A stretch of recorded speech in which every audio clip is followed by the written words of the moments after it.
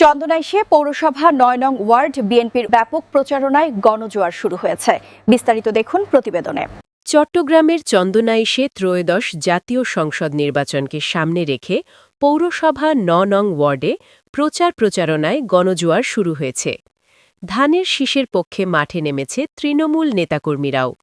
বুধবার ৪ ফেব্রুয়ারি সকাল থেকেই উপজেলার ৯ নং ওয়ার্ডের বিভিন্ন জায়গায় উৎসমুখর পরিবেশে চলছে নির্বাচনী প্রচারণা। চন্দনাইশ পৌরসভা ৯ নং ওয়ার্ডে নির্বাচনী প্রচারণায় নেতৃত্ব দেন চন্দনাইশ পৌরসভা বিএনপির সদস্য সচিব আইনুল হুদা, দক্ষিণ জেলা যুবদলের সহসভাপতি আব্দুল মাজিদ শাহ, পৌরসভা যুবদলের যুগ্ম আহ্বায়ক আলহাজ সুমন চৌধুরী, পৌরসভা স্বেচ্ছাসেবক দলের সদস্য সচিব সাইফুল ইসলাম সাইফু, পৌরসভা ৯ নং ওয়ার্ডের সভাপতি মোহাম্মদ আক্তার হোসেন সহ তৃণমূল নেতাকর্মীদের নেতৃত্বে চলছে ব্যাপক প্রচারণা। দিশনায়ক জনাব তারিক রহমানের হাতকে শক্তিশালী করতে নির্বাচন নিয়ে ধানের শীষের ভোট চান নেতাকর্মীসহ সাধারণ জনগণ।